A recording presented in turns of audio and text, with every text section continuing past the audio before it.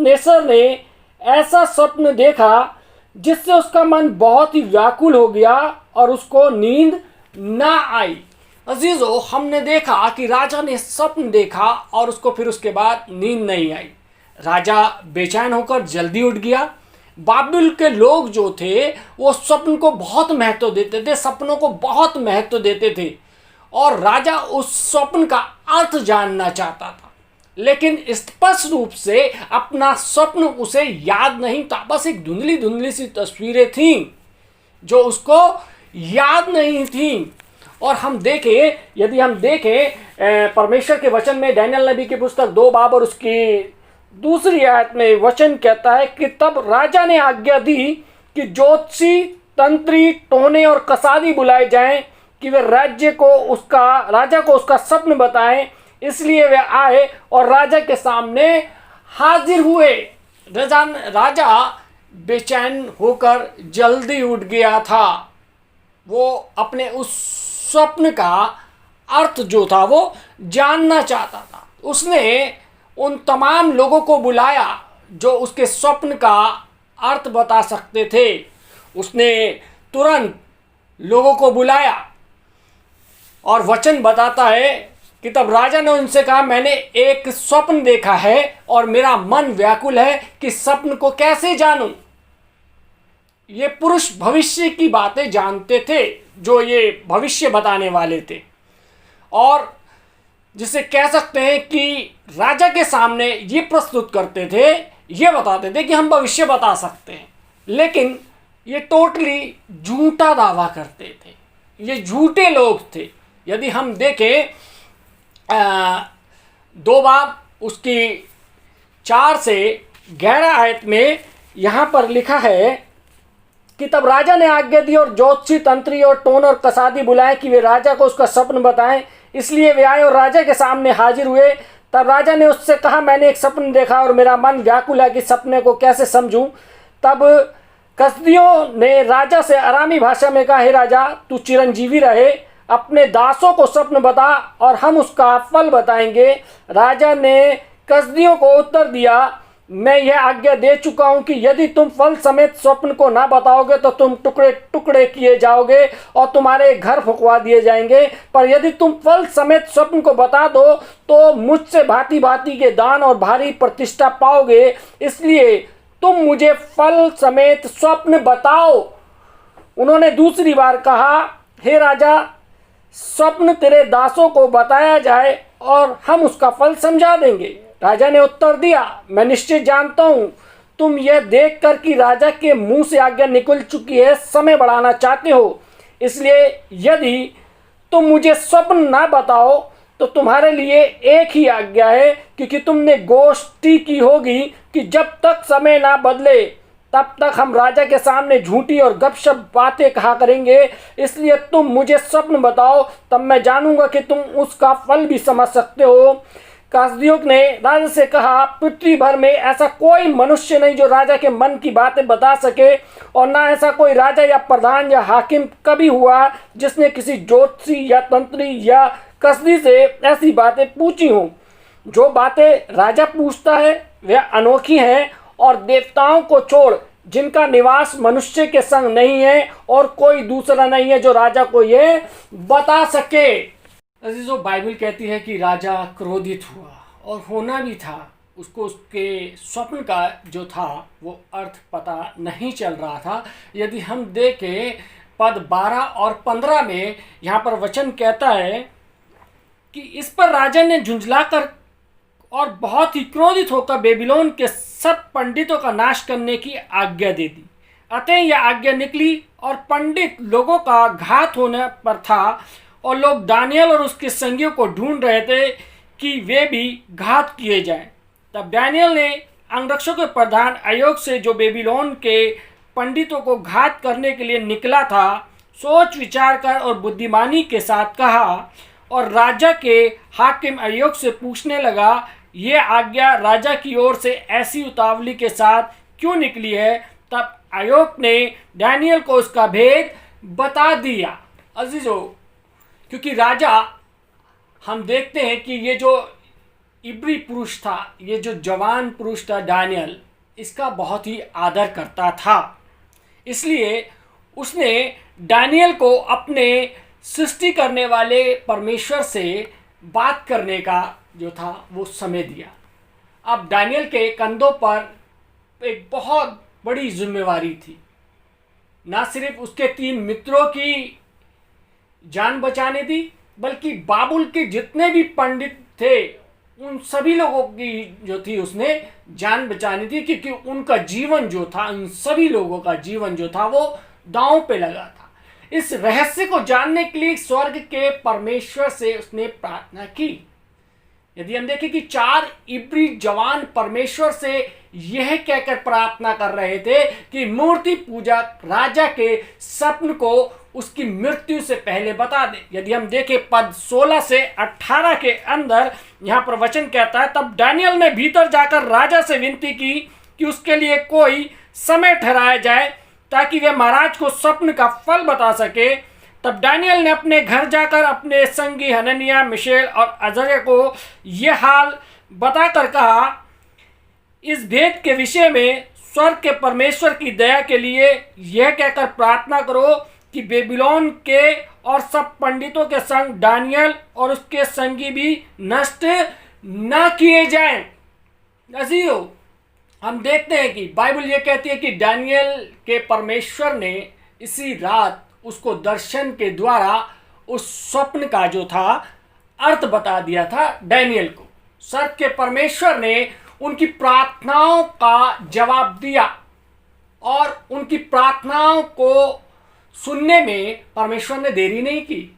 इसलिए दानियल ने स्वर्ग के परमेश्वर का यह कहकर धन्यवाद दिया। यदि हम देखें इसकी 24वीं आयत के अंदर लिखा है कि तब दानियल ने आयोग के पास, जिसने राजा ने बेबीलोन के पंडितों का नाश करने के लिए ठहराया था, भीतर जाकर कहा, बेबीलोन का पंडितों का नाश ना कर, मुझे राजा के सम्मुख भीतर लेकर चल, मैं फल बताऊंगा। ध्यान दीजिए कि दानियल ने इस ज्ञान का श्रेय जो था, जो ये स्वप्न का जो अर्थ बताना था, इसका श्रेय अपने ऊपर नहीं लिया। उसे पता था कि केवल परमेश्वर ही भविष्य को बता सकता है। इसमें कोई संदेह नहीं कि उसने यशाया नबी की पुस्तक उसका 46 बाब उसकी 9वीं और 10वीं आयत को पढ़ा होगा, क्योंकि वहां पर लिखा है, क्योंकि ईश्वर मैं ही हूं, दूसरा कोई नहीं, मैं ही परमेश्वर हूं और मेरे तुल्य कोई भी नहीं। अजीजों, ये वचन पढ़ के दानियल परमेश्वर के पास गया, उससे प्रार्थना की और परमेश्वर ने उसको इस स्वप्न का अर्थ बताया। यदि हम देखें पद 29 में लिखा है कि हे राजा, जब तुझको पलंग पर यह विचार आया कि भविष्य में क्या होने वाला है, तब भेद के खोलने वाले ने तुझको बताया कि क्या क्या होने वाला है। दानियल ने स्वप्न के विषय में अब राजा को बताना शुरू कर दिया। राजा उत्सुक था।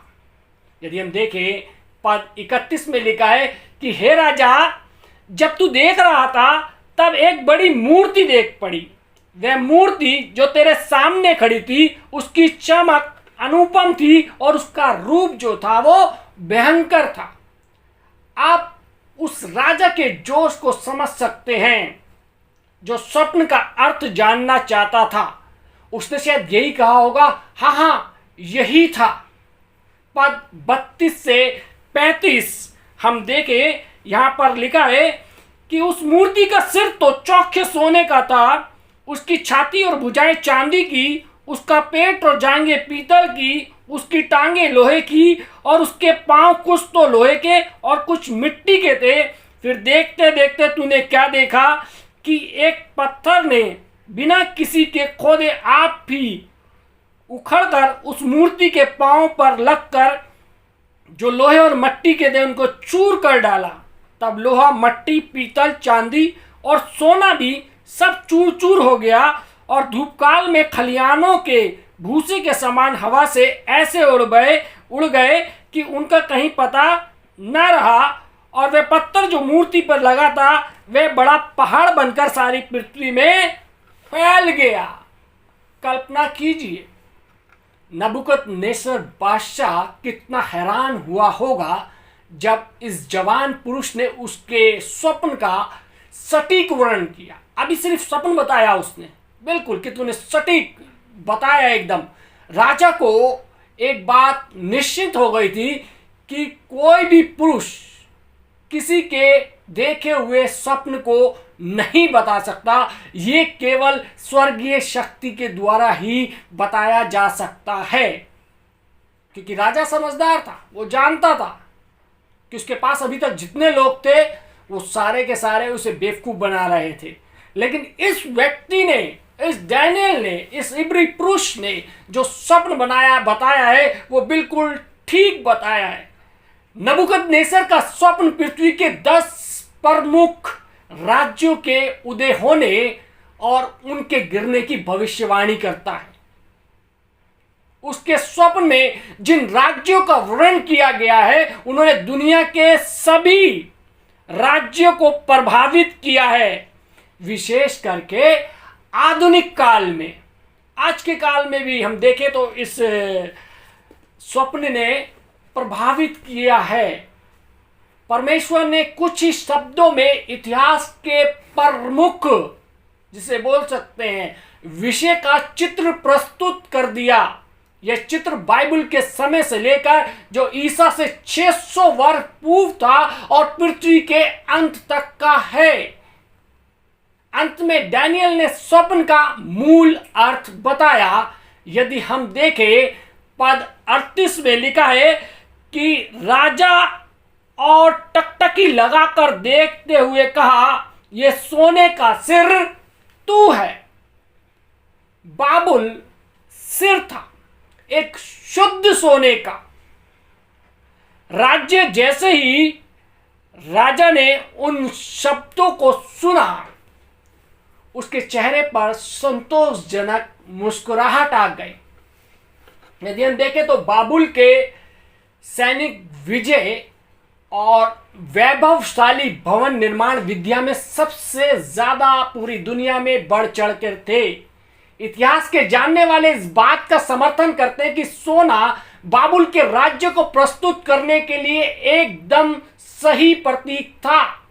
यदि हम देखें urea Smith the prophecy of Daniel and revolution पृष्ठ 33 और 34 में हमारे को ये बात मिल सकती है। बाबुल के वैभव का और उसके झूलते हुए बनावटी बगीचे प्राचीन दुनिया के 7 अजूबों में से एक थे। आप सोच सकते हैं उस देश के अंदर जो बगीचे थे वो झूलने वाले बगीचे थे। यदि डैनियल ने बाबुल में अपना नाम कमाने के लिए, एक होशियार राजनीतिक के बनने के लिए या नेता बनने का प्रयास किया होता तो उसी समय उसके स्वप्न का अर्थ बताना तुरंत वो बंद कर सकता था। परंतु डैनियल के पास एक संदेश था जिसे परमेश्वर दुनिया को देना चाहता था।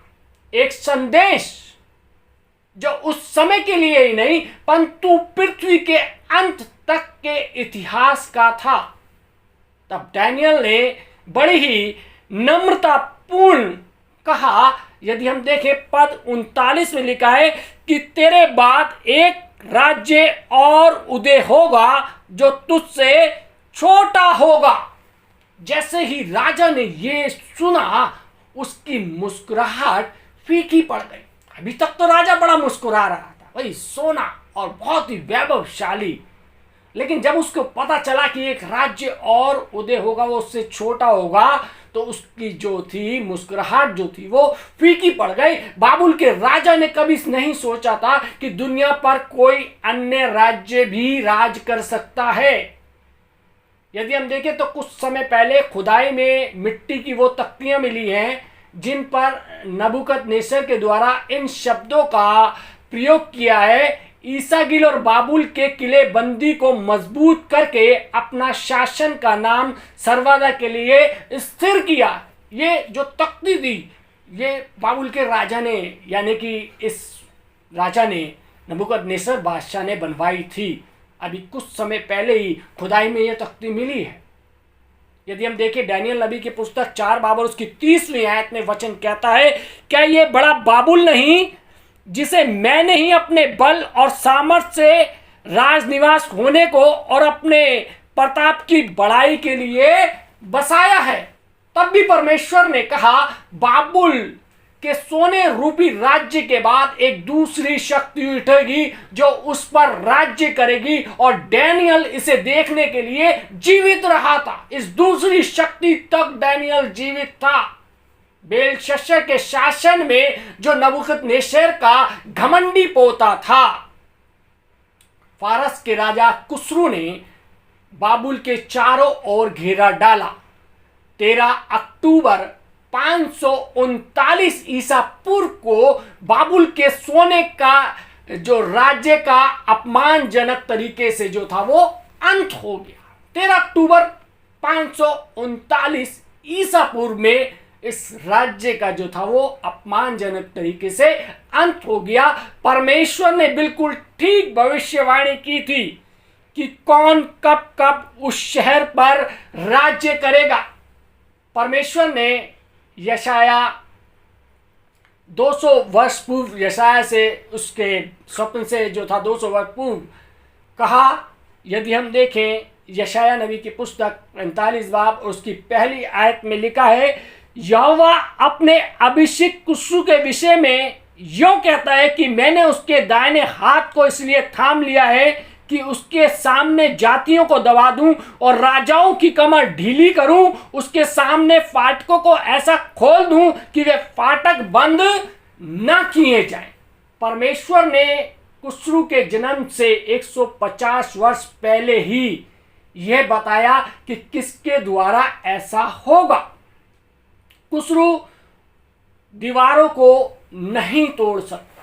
बेबीलोन की जो दीवारें थी वो बहुत ही मजबूत थी, वो उन दीवारों को नहीं तोड़ सकता क्योंकि वो बहुत मोटी थी। उसने दूसरी योजना बनाई। उसने नहरों का जो रुख था वो मोड़ दिया। जो नगर के मध्य के बीच में से जो नहर होकर गुजरती थी, उसने उस नहर को मोड़ दिया। अब उस सूखी नहर में से जो जगह बची, उस पानी के हटने से नहर के रास्ते से वो उसमें प्रवेश कर सकते हैं। या कह सकते हैं कि किसी ने लापरवाही या देशद्रोह के कारण भीतर से पीतल के फाटकों को खुला छोड़ दिया, यानी कि फाटक भी लगे थे उसके ऊपर नहर को बंद करने के लिए। किसी ने उन फाटकों को खुला छोड़ दिया। कुस्रू के सैनिक नगर के भीतर घुस गए। उन्होंने राजा और उसके साथियों को मार डाला और नबूकदनेस्सर द्वारा सुलेमान के मंदिर को लूटे गए सोने के पात्रों में उन्होंने शराब पी। डैनियल ने यह भविष्यवाणी की थी कि बाबुल के सोने के राज्य, जो कि चांदी से बनी छाती और भुजाओं द्वारा प्रदर्शित किया गया था, शासन करेगा। मादी और फारस की संयुक्त सरकार सचमुच बाबुल के महान राज्य से छोटी थी, परंतु उन्होंने मध्य पूर्वी क्षेत्रों पर 2 सदियों तक शासन किया। यदि हम देखें डैनियल नबी की पुस्तक 2 बाब और उसकी 39वीं आयत में लिखा है कि तेरे बाद एक राज्य और उदय होगा जो तुझसे छोटा होगा, फिर एक और तीसरा पीतल का सा राज्य होगा जिसमें सारी पृथ्वी आ जाएगी। उस धातु से बनी मूर्ति के पेट और पीतल की जांघों की भविष्यवाणियां तब पूरी हुई जब जवान सिकंदर महान ने फारस के राजा दारा द्वितीय को अरबेला के युद्ध में 331 ईसा पूर्व में हरा दिया। दुनिया का तीसरा राज्य यूनान था। जवानी के 25वें साल में सिकंदर दुनिया के सबसे अधिक विस्तृत राज्यों में से एक राज्य का शासक बना और वो देश था यूनान। यदि हम देखें कि यूनानी इतिहासकार आर्यन एलेक्जेंडर के विषय में लिखते हुए कहते हैं कि मैं विश्वास करता हूं कि ऐसा कोई भी राज्य नहीं, ना नगर, ना लोग, जहां पर उसका नाम ना पहुंचा था। मुझे ऐसा लगता है कि कोई स्वर्गीय हाथ उसके जन्म और उसके ऊपर रहा होगा। यदि हम देखें हिस्टोरिकल लाइब्रेरी पुस्तक 16 अध्याय 12 के अंदर ये रेफरेंस हमारे को मिल सकता है। यूनान के पैदल सैनिकों की पोशाक पीतल से बनी हुई थी, जो नबूकदनेस्सर के स्वप्न का तीसरी धातु था। सिकंदर अपने 33वें जन्मदिन से पूर्व बुखार से मर गया। उसकी मृत्यु के बाद उसका राज्य कमजोर हो गया और कई भागों में बढ़ गया।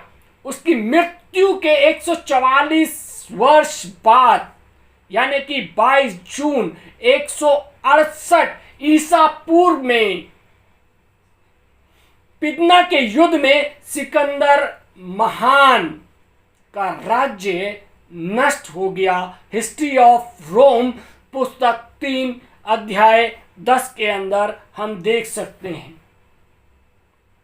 आगे वचन बताता है दानियेल 2 बाब और उसकी 40वीं आयत के अंदर लिखा है कि चौथा राज्य लोहे के तुल्य मजबूत होगा। लोहे से तो सब वस्तुएं चूर चूर हो जाती हैं और पिस जाती हैं, इसलिए जैसे लोहे से सब कुचली जाती हैं, उसी भांति उस चौथे राज्य से सब कुछ चूर चूर होकर पिस जाएगा।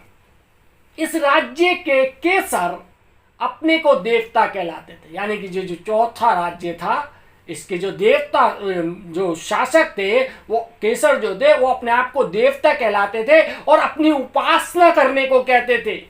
इस रोमी शासन के समय 2 महत्वपूर्ण घटनाएं घटी, जो इतिहास की सबसे बड़ी घटनाएं घटी थी। ये 2 घटना ये थी कि पहला यीशु मसीह का जन्म हुआ, दूसरा रोमी अधिकार के अंदर यीशु मसीह को क्रूस पर चढ़ाया गया। अब भविष्यवाणी का जो था वो तरीका अब बदल गया। अब रोम के बाद कोई भी अकेली शक्ति जो थी वो दुनिया पर राज नहीं कर सकती थी।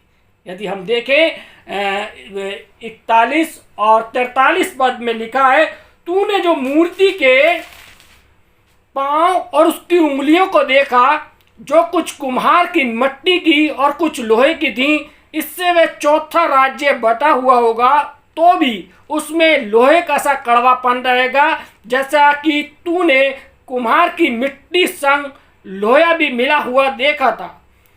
तूने तो लोहे को कुम्हार की मिट्टी के संग मिला हुआ देखा था। इसका अर्थ यह है कि उस राज्य के लोग एक दूसरे मनुष्य से मिले जुले तो रहेंगे, परंतु जैसा लोहा मिट्टी के साथ मेल नहीं खाता, वैसे ही वे भी एक ना बने रहेंगे।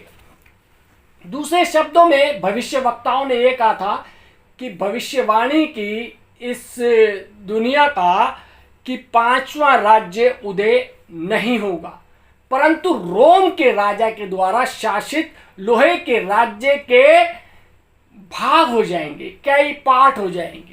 रोम का ये विशाल राज्य जिसने 600 वर्ष तक राज किया था, लोहे के भागों में विभाजित हो गया। रोम ने भोग विलास और राजनीतिक भ्रष्टाचार और नैतिक पतन के कारण अपनी शक्ति खो दी। वे असभ्य जातियों के लिए एक आसान शिकार बन गया। 351 ईसा पूर्व और 476 ईस्वी तक आक्रमण करते रहे और राजा अगस्तुस को उसके पद से हटा दिया गया और रोम को कई भागों में बांट दिया गया। यदि हम देखें दानियेल 2 बाब उसकी 43 आयत में लिखा है, जो उस मूर्ति के लोहे और मिट्टी के बने पांव और उंगलियों से दर्शाए गए थे। रोम की असभ्य जातियों के आक्रमण के बाद वो राज्य जो था, वो रोम जो राज्य था, वो कई भागों में बंट गया। इन भागों ने यूरोप के वर्तमान राज्यों की नींव रखी। परमेश्वर ने यह भविष्यवाणी की थी कि ये राज्य कभी भी एक साम्राज्य में फिर नहीं मिलेंगे। यूरोप अभी भी बटा हुआ है। यूरोपियन बाजार एक है, मुद्रा एक है। डेनमार्क के एक महल में यूरोप के राजघराने की वंशावली का चित्र लगा है। वे सारे एक दूसरे से संबंधित थे, वे सब आपस में रिश्तेदार थे।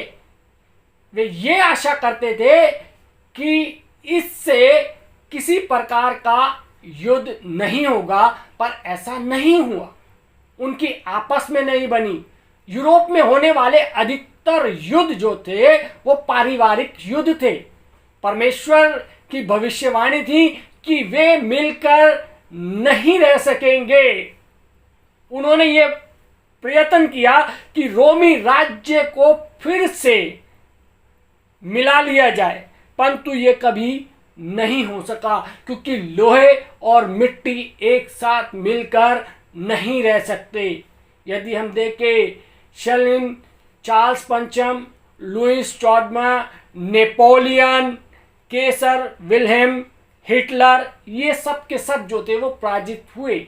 यदि हम देखें सन 1800 की आरंभ के वर्षों में एल्बा के टापू पर देश निष्कासित फ्रांस के उस शक्तिशाली योद्धा नेपोलियन को यह मानना पड़ा कि परमेश्वर उन सबसे महान था।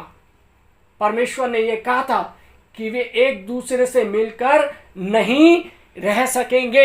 यदि हम देखें 44 और 45वीं आयत के अंदर यहां पर लिखा है कि उन राजाओं के दिनों में स्वर्ग का परमेश्वर एक ऐसा राज्योदय करेगा जो अंत तक ना टूटेगा, ना वह किसी दूसरी जाति के हाथ में किया जाएगा। वह उन सब राज्यों को चूर चूर करेगा और उनका अंत कर डालेगा, और वे सदा स्थिर रहेगा। जैसा तूने देखा कि एक पत्थर किसी के हाथ के बिना खोदे पहाड़ में से उखड़ा, और उसने लोहा, पीतल, मिट्टी, चांदी और सोने को चूर चूर किया, इसी रीति महान परमेश्वर ने राजा को बताया कि इसके बाद क्या होने वाला है। ना स्वप्न में और ना उसके फल में कुछ संदेह था। मनुष्य के इतिहास की दूसरी महान घटना जो होगी वो यीशु मसीह का द्वितीय आगमन और उसके राज्य की स्थापना होगी, जिसे इस पत्थर से दर्शाया गया है, जो बिना किसी हाथों के काटा गया। उसका राज्य मनुष्य के हाथों से नहीं, परंतु परमेश्वर की शक्तिशाली हाथों के द्वारा स्थापित किया जाएगा। एक ऐसा राज्य जो पूरी पृथ्वी पर छा जाएगा। यदि हम देखें प्रकाशित वाक्य 11 बाब और उसकी 15वीं आयत में लिखा है कि इस जगत का राज्य हमारे प्रभु का राज्य हो गया और उसके मसीह का हो गया, और वह युगान युग राज्य करेगा। जब डैनियल ने दर्शन का अर्थ बताया, तब राजा नबूकदनेस्सर अपने सिंहासन से उठ खड़ा हुआ और दानियल को नम्रता पूर्वक दंडवत किया। यदि हम देखें दानियल 2 बाब और उसकी 47वीं आयत में लिखा है कि राजा ने डैनियल से कहा, सच तो यह है कि तुम लोगों का परमेश्वर, सब ईश्वरों का ईश्वर, राजाओं का राजा और भेदों का खोलने वाला है। ये स्वप्न वास्तविक है और इसका अर्थ अजीजों सच्चा है। ये सब चीजें नबूकदनेस्सर समझ चुका था। मसीह का बादलों पर आकर अपने राज्य को स्थापित करना ये सच्चाई है, ये आने वाली घटना है। सोना, चांदी, पीतल और लोहे को दर्शाने वाले जो राज्य थे वो इतिहास में बीत चुके हैं। अगली जो महान घटना हमारे प्रभु यीशु मसीह के शीघ्र ही आने की है। यदि हम देखें लूका रचित सुसमाचार 23 बाब और उसकी 42वीं आयत में लिखा है, तब उसने कहा, हे यीशु, जब तू अपने राज्य में आए तो मेरी शुद्धि जरूर लेना। और यीशु ने उससे आश्वासन दिया कि वह उसके साथ उसके राज्य में होगा। आप भी प्रार्थना कर सकते हैं और वही आश्वासन मेरे अजीजों पा सकते हैं कि आप उसके राज्य में शामिल हो सकते हैं। तब आप मसीह के वापस आने पर उसके फोटो से अपना निमंत्रण सुनेंगे। परमेश्वर आपको अपने राज्य में बुलाएगा। यदि हम देखें मत्ती 25 बाब और उसकी 34वीं आयत में लिखा है, हे मेरे पिता के धन्य लोगों, आओ उस राज्य के अधिकारी हो जाओ जो तुम्हारे लिए तैयार किया हुआ है। परमेश्वर प्रभु यीशु मसीह अजीजों मेरे और आपको ये कहेगा, वो बुलाएगा, वो हमें निमंत्रण देगा। मेरे अजीजों, ये पूरा का पूरा जो घटनाक्रम था, परमेश्वर ने दानियल द्वारा ये स्वप्न में बता दिया गया। जो राजा नबूकदनेस्सर ने जो स्वप्न देखा, दानियल ने उस स्वप्न का पूरा अर्थ बता दिया, क्योंकि दानियल जिंदा परमेश्वर की इबादत करता था। दानियल जिंदा परमेश्वर से प्रार्थना करता था। हाँ मेरे अजीजों, परमेश्वर हमें भूत, भविष्य और वर्तमान दिखाता है, बताता है। और आज हमने इस वचन के माध्यम से देखा कि परमेश्वर ने किस तरीके से दानियल के द्वारा उन भविष्यवाणियों को पूरा किया।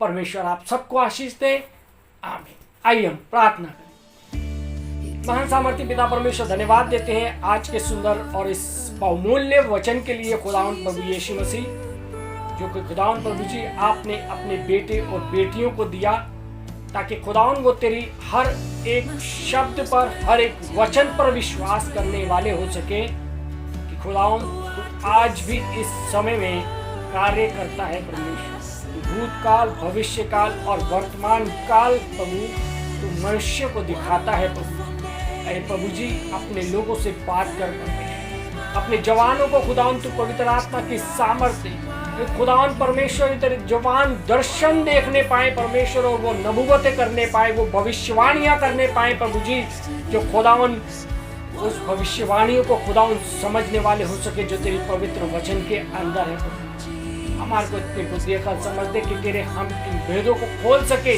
इन वचन को पढ़ सके, समझ सके। परमेश्वर जितने लोगों ने आज तेरा ये वचन सुना है परमेश्वर, उनके जीवन पे खुदावन तेरा अनुग्रह, तेरी आशीष यीशु मसीह के नाम से मांगते हैं।